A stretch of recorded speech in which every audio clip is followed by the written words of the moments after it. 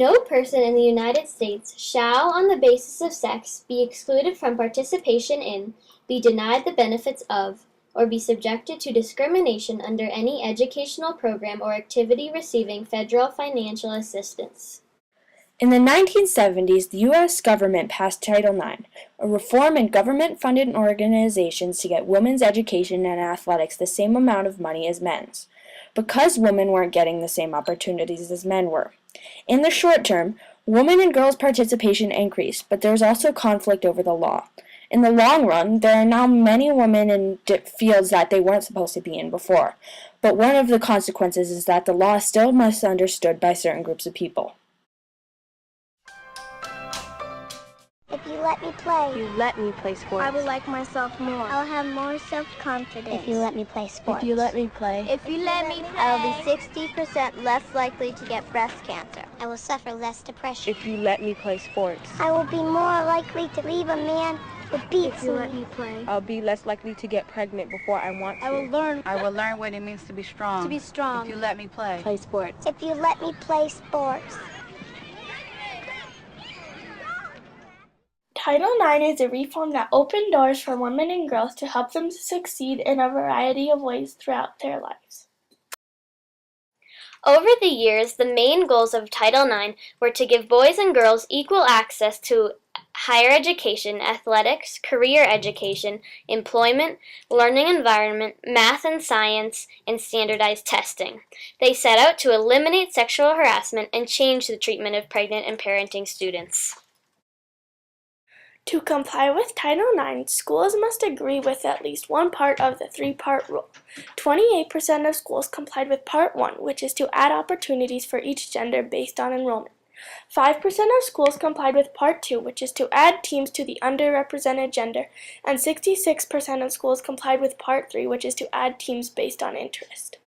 Really, if you think about just how things were in schools, not all that long ago, just a few decades ago before the civil rights movement and the feminist movement, you saw, women in education, but not nearly at the same levels that you see now. That, there were some women who went to college and got degrees, but now you see in a lot of universities that women are in equal numbers as men in participating at higher education. In law schools, women have actually sometimes there are more women than there are men in the programs, and so it's had really huge ramifications in terms of just participation. Title IX emerged from the Civil Rights Act of 1964. During the 1950s and 60s, while people were helping African Americans get the same rights as everyone else, women realized they didn't receive the same rights either. In the 60s, women began to rally against the ideas that men and women were meant to be separated into two different spheres. Men should go to work, be the decision-maker of the family, play sports, and have higher access to education. Women should be the stay-at-home wives and mothers that took care of the house and children, and they weren't supposed to have a life outside of this. A woman named Betty Friedan established the NOW, or the National Organization for Women. They set out to finally get the Equal Rights Amendment passed. Although it may sound odd, some women despised the NOW and didn't want to change. Phyllis Schlafly was one of the famous opponents of feminism.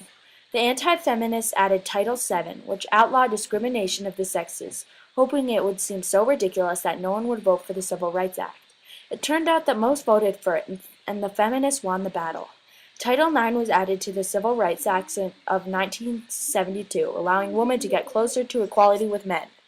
Before Title IX passed, it was very hard for girls to get into college, and even harder to succeed in a career and even in life. Stereotypes told girls that it would be wrong for them to be good at math and science and sports. This discouraged girls from being athletic, joining clubs, and challenging themselves at school. College is expensive, and many didn't have the money to pay for their daughters to go. So getting a scholarship was a practically impossible dream for most. Only about 200 scholarships were given to girls every year, and it wasn't unusual for universities to offer less than 1% of the athletic budget to women's sports before Title IX.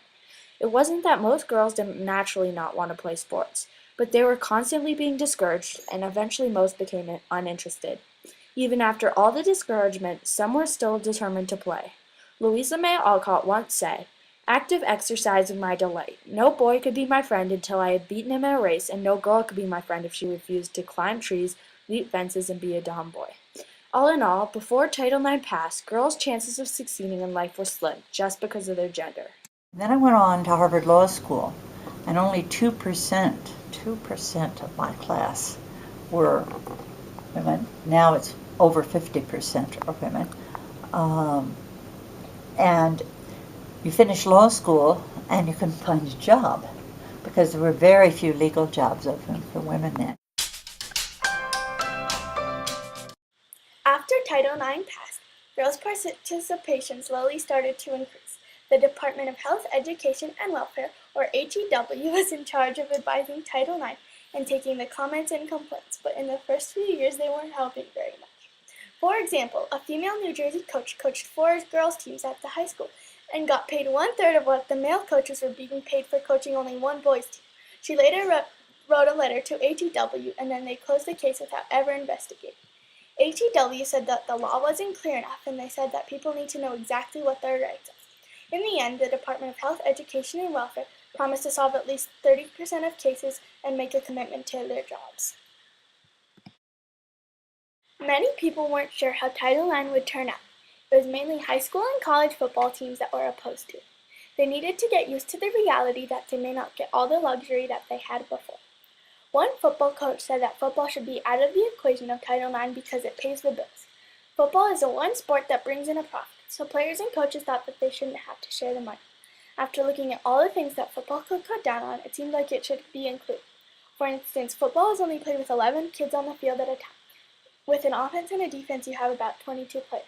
Schools often had 3 or 4 teams and a few extra players in case of injuries. With all of those players, you have about 100 students.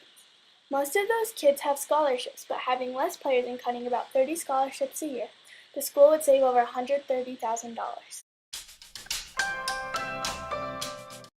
In the long run, there have been many different outcomes. Myths have been created, some facts have held on, and opinions have been influential. Some myths are, Title IX isn't needed anymore because there is no more incompliance. Girls aren't as interested in playing sports as boys are. It is not fair for boys and girls to receive equal funding because the boys' programs bring in all of the money. Football should be exempt from Title IX because girls don't play football. And the American public is not supportive of Title IX. None of these are true. Several important facts about Title IX include the following. Now that they can play sports, women have better physical and emotional health, less of a chance to develop breast cancer, and are happier in general. Women are 1.3 million short of equal playing spots in high school for girls and 86,000 short of spots in college athletics. Title IX imposes absolutely no numbers in compliance rules. It is a flexible law that enforces different forms of compliance depending on situation of the school or organizations. 8 of 10 people support Title IX and think that our sons and daughters should receive equal opportunities. Football must count towards Title IX because men and women have different interests. For example, men don't play field hockey. So if football was exempt, then all girls' sports that men don't play should be exempt too. It's obvious that they get a lot of privileges.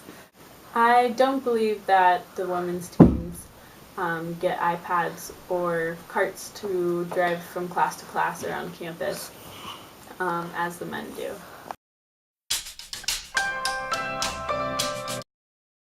In conclusion, Title IX has made outstanding progress by letting women work in major businesses, play sports, and giving them choices to be whatever they want. They have gone from having only 1% of athletic budget to almost equal funding. The result is now a healthy and happy society that we were able to accomplish with Title IX. But we have more strides yet to take to gain full equality between men and women.